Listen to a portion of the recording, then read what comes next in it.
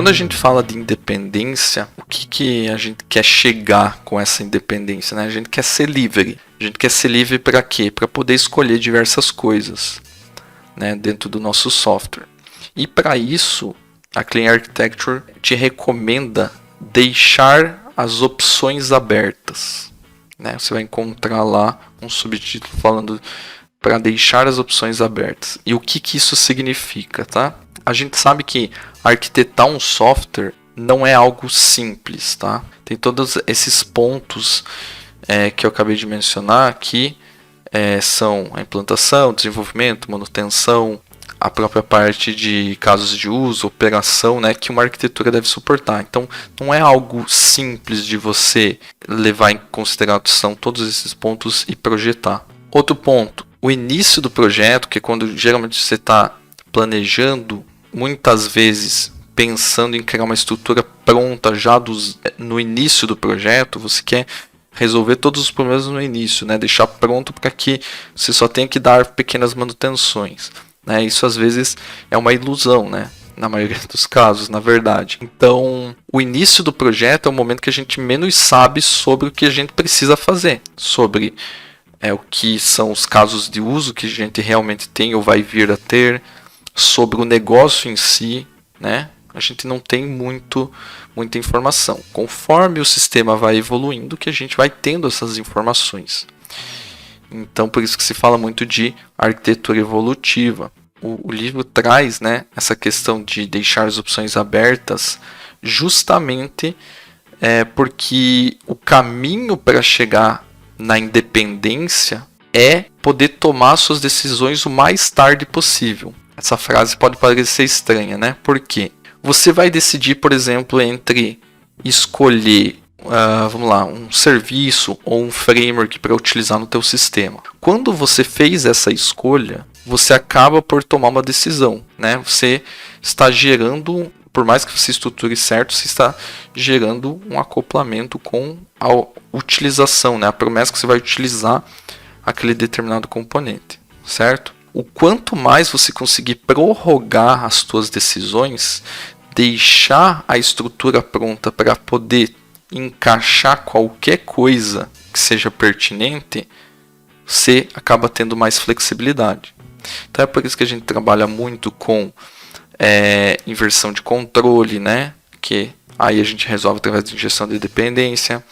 É por isso que a gente trabalha com separação da nossa arquitetura, trabalhando com componentes. Então a gente trabalha muito com interfaces, deixando só o restante do sistema conversando com uma interface, e quem vai representar, vai implementar essa interface, que é um contrato, pode ser decidido depois. Eu vou decidir depois quem vai trabalhar com essa parte. Eu sei que, por exemplo, a minha nota fiscal, ela tem que salvar esses dados num banco de dados, correto? Mas talvez eu não queira decidir agora qual que é o banco de dados. Eu vou implementar toda a estrutura, todas as regras de negócio, deixar tudo pronto para essa nota fiscal se comunicar e salvar algo no banco, mas eu vou estar conversando com uma interface. Aí, quando eu decidir por qual banco optar, por exemplo, né, eu posso chegar e implementar essa interface com todos os métodos aí de persistir os dados em tabelas ou em documentos, dependendo do modelo que você utilizar do banco de dados.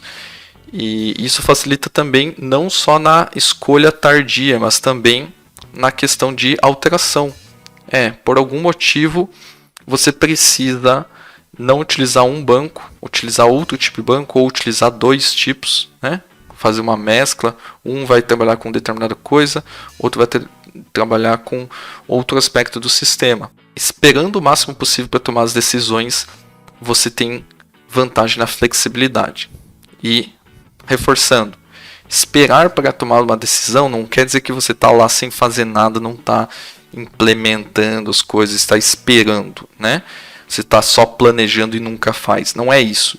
Significa que você vai definir, né, vai montar uma estrutura que seja capaz de você alterar de forma fácil ou você postergar a decisão de qual é o próximo componente que você vai utilizar. É nesse ponto que eu quero bater, né? Deixar a opção aberta, pensar em poder escolher as coisas o mais tarde possível, vamos dizer assim. Só complementando, né?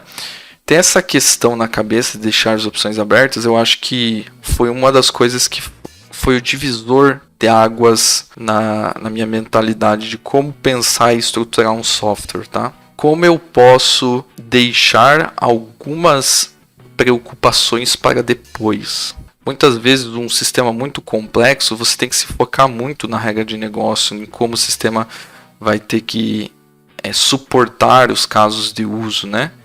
E alguns detalhes de infra, alguns detalhes, qual framework de log que eu vou utilizar, qual stack que eu vou fazer para trabalhar com cache ou alguma coisa assim, pode ser uma decisão tomada posteriormente. Então você saber trabalhar e isso funcionar na tua cabeça é de fato muito importante, né? Até vou compartilhar a tela para dar visibilidade um pouquinho sobre isso, né? Se alguém só ouvindo talvez não tenha entendido, quero deixar isso bem claro, tá? O que eu estou querendo falar aqui com a questão de deixar as opções abertas, né? Então você tem o seu core, né? O seu sistema, né? Uma porção de código que trabalha com as suas regras de negócio e você vai saber qual é o tipo de imposto que lança na nota baseado em tais códigos, né? Aqui não vou entrar nos detalhes, né? Mas se for o produto X tem ICMS tanto, a alíquota vai ser tanto. Não, esse aqui tem alíquota zero de ICMS. Então tem várias coisas que você vai definindo como regra de negócio de uma nota fiscal, por exemplo, tá? Por NF aqui. Então você vai trabalhar em todas essas regras complexas que para quem já trabalhou com a parte de parte fiscal, tributação, sabe que é um emaranhado aí de regras, né? Então você vai fazer todas as chamadas, todas as condições, trabalhar dentro desse sistema aqui. E aqui chegou no ponto onde você tem a nota gerada e você tem que persistir ela, ok? Só que você quer, como eu falei, deixar as opções abertas. Então, isso aqui não vai ser uma classe concreta de como ele vai persistir os dados. Isso aqui vai ser uma interface, por exemplo. Tá? Essa interface só vai ditar qual é o contrato, ou seja, quais são os métodos que eu preciso para salvar aqueles determinados dados que foram manipulados aqui na frente. Dessa forma, trabalhando apenas com uma interface, estou deixando as opções abertas de como isso vai ser persistido, onde isso vai ser persistido. Então estou deixando para depois essa decisão.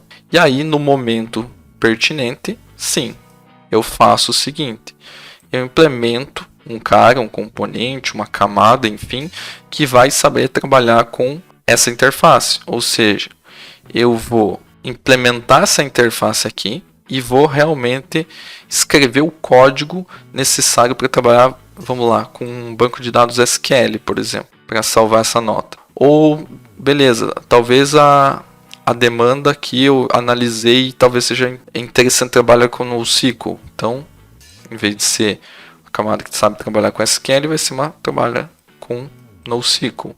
Tá? Vai pegar aí um Mongo, um outro tipo de banco de dados não relacional. Tá? Vai trabalhar com documentos. Aí você vai fazer o quê? Implementar essa interface também. Então percebe que o acoplamento está daqui para cá, né? Está da parte que sabe trabalhar com SQL ou sabe trabalhar com NoSQL para o seu core. O seu core não necessariamente precisa conhecer quem sabe persistir os dados. Ele para por aqui. Ele só precisa conhecer a interface que vai ditar quais são os métodos necessários para quem implementar souber chegar aqui e fazer essa implementação. E é a questão que eu falei, não é só para você poder ter essa escolha no momento que você quer, né? O mais tarde possível, por exemplo, deixando essas opções abertas. Você também tem a flexibilidade de fazer uma troca de banco ou montar um modelo híbrido, né? Então, muitas vezes isso é bem útil e ter essa visão que isso é possível é muito bacana.